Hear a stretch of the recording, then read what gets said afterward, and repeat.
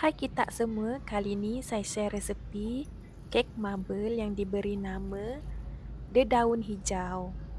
Kek marble ni berperisa pandan kelapa dan coklat. Nampak gebu dan moist kan kek marble saya ni? Jom kita buat. 230 gram tepung naik sendiri, 6 biji telur grade A, 160 gram gula kasta, 50 gram susu full cream, 1 sudu teh asid vanila, 1 sudu besar overload. Pukul kesemua bahan-bahan ni sampai kembang dengan kelajuan tinggi. Saya pukul lebih kurang dalam 5 minit. Itu ikut mixer masing-masing tau.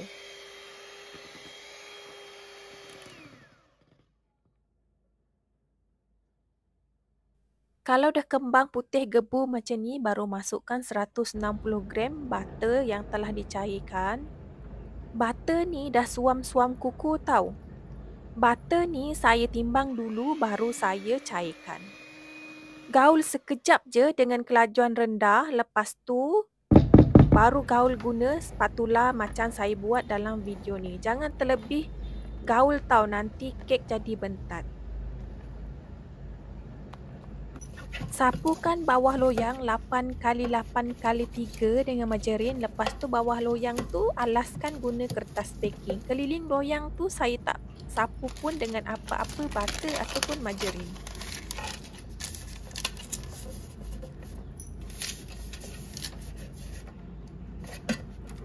Adunan kek tadi letak 1 sudu besar emalco pandan kelapa,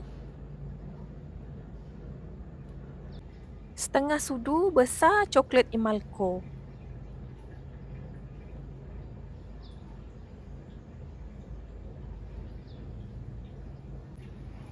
Kemudian korang gaul-gaul manja je tau. Jangan beria-ia gaulkan, nanti corak dia daun tu tak cantik. Cukup sekadar gaul-gaulkan sekejap macam saya buat dalam video ni. Cara nak tuangkan dalam loyang pun korang buat macam saya buat dalam video ni. Ke depan, ke belakang, ke depan, ke belakang. Lepas tu, permukaan kek tu korang bolehlah hias macam saya buat ni ataupun ikut graviti masing-masing. Saya bakar kek ni selama 70 minit dengan suhu 120 darjah Celsius. Saya bakar guna api atas dan bawah. Loyang tu saya letak di rak paling bawah sekali. Kalau nak masak bagi kek tu tak merekah, korang slowkan suhu oven korang, lepas tu lamakan masa bakarnya. Kek masak, keluar je daripada oven, terus sisip keliling loyang dan terus keluarkan kek daripada loyang. Jangan biarkan kek tu menyejuk dalam loyang tau, nanti kek tu mendap dan mengecut. Sebelum keluarkan kek daripada loyang, korang lapikkan guna kertas baking macam saya buat tu supaya tak melekat dekat papan kek kalau keluarkannya daripada loyang nanti. Tunggu kek betul-betul sejuk baru boleh potong ataupun korang boleh simpankan dalam peti ais dalam 1 jam macam tu baru boleh potong. Nanti potongan kek kita jadi cantik lah. Selamat mencuba semua. Oven tu saya tak panaskan sebelum bakar kek.